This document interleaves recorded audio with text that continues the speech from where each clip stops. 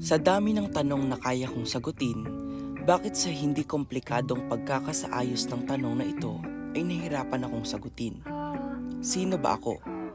Ako si Renz M. Cleofas, 4 na letra at wala nang kasunod pa. Ako ay 17 taong gulang.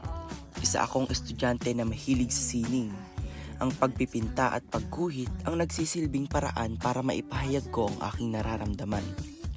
Ako ay minsan masaya at minsan malungkot. Mahilig ako maglaro ng volleyball, sumayaw at gumawa ng aesthetic content. Pero sa pagkilala sa aking sarili, may isa pa palang katanungan na mahalaga. Ano ba ang layunin ko sa buhay? Ito'y isang tanong na kay tagal ko nang hinahanapan ng kasagutan. Ngunit mahirap man itong sagutin, binibigyan ito ng sagot ng pang-araw-araw na aking pamumuhay. Bilang isang tao, layunin kong magpakatao, mabuhay ng may karangalan at may kabutihan habang naglilingkod sa Diyos. Gusto ko ring makatulong sa aking kapwa sa paraang kaya kong ibigay. Mayroon akong iba't ibang limitasyon sa aking buhay na siyang pumipigil sa akin, kaya't nais kong malagpasan ang bawat limitasyon na ito upang pagyabungin at palalimin ang aking mga karanasan.